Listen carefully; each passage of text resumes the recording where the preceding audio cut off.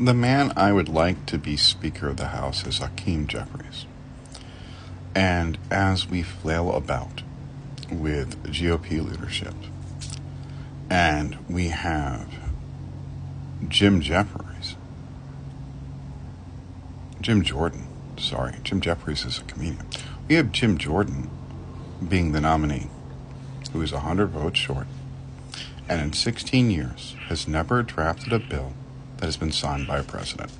That is 8 terms in Congress. He has never drafted a bill that has been signed by the president, which means he has been there for 16 years without doing his job for the people of Ohio. The idea behind a congressman is to get stuff for your district. Each district is over 750,000 people, a little over 760,000 people. Your job as a congressman or a congresswoman, depending on your gender, is to get stuff for your district. The same way as a senator, you're trying to get stuff for your district. And that district is a state. And there's 2 of them, so you're trying to work together to do what's best for quote-unquote Georgia or Florida or Texas or Alabama, whatever state you represent. But Jim Jordan is not doing that.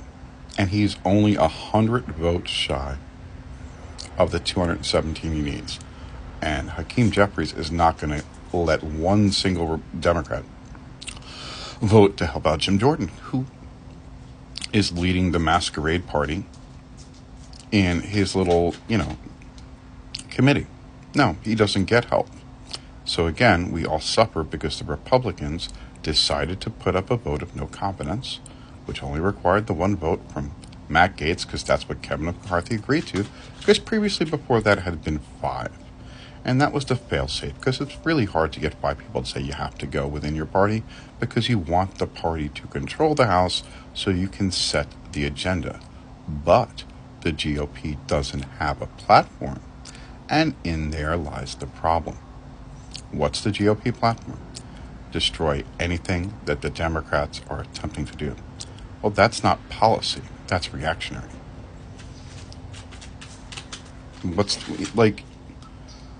I think that the Democrats aren't doing enough good press about what they're doing, especially with the Infrastructure Act, especially with the amount of jobs that were created. All those things need to be spoken about all the time, and the ineptitude of the GOP needs to be spoken about all the time when Republicans cannot do something as simple as getting a budget through the House to the Senate. The Senate's done. It's the House that's holding it up. And there's the problem. We have allies that are going to need money.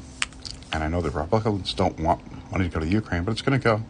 And if you don't think Joe Biden's going to figure out a way, you're out of your mind. It's going to happen.